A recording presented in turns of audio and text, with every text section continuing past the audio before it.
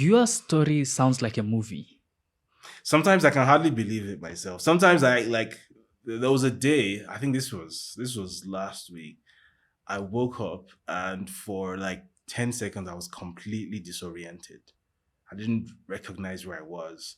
I didn't know anything. I actually panicked for a second. Then I thought, oh right. This is my bedroom, this is my apartment. I'm in so and so city. Oh right. I had to sort of build a mental picture of how I got here. Because I've moved around so much. I've done so much moving around. Like the number of cities where I either maintain an apartment or I have a regular Airbnb that I roll through.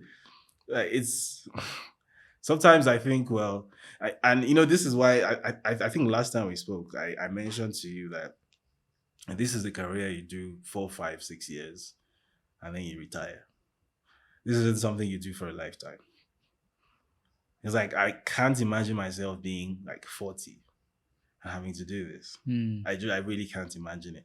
I have a colleague. I mean, I'm not going to mention his name. Now I'm going to mention his name in the book because I've taken his permission, but I'm not going to mention his name now. But I have a senior colleague who was very useful to me when I was in Ghana. He's a Nigerian, right? He's a journalist. He's an investigative journalist as well, much older than I am. He was very useful to me. He's my mentor. He's like my big brother almost. And I mean, I love him to death. I respect him a lot. He's one of the most important people in my life. However, I can't imagine being his age and doing that kind of stuff. I just kind of picture no. So um this movie, as you called it, I think we're in the final act or close to the final act because another year or two, I think it'll be time to hand over the baton to a younger person. I, I'm no spring chicken myself. I mean, 33 might not sound that old, but when you've been doing this for the period that I have, it starts to weigh on you. I think people are gonna miss you. Well, I don't know what to say to that. What do you think you're gonna be doing after?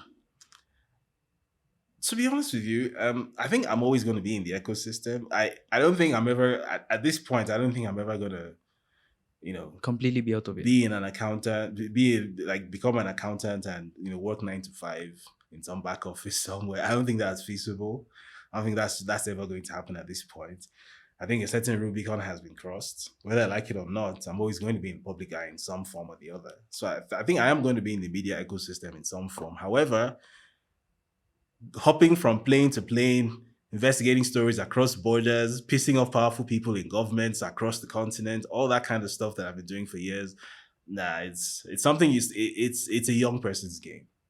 Right? The older you get, the more it just becomes like, come on, like at this point, I'm thinking about kids. I have a serious girlfriend. A settled relationship. There are other things to worry about now. So it's like I'm not saying that like I'm retiring tomorrow. That's not the case. That's definitely not the case. However, we are getting to the end of the cycle, and I think it's like when you're a professional footballer and you're 33. You know that you still have it in you. You can still play. However, you also know that another 2 3 years, your legs are gonna be gone.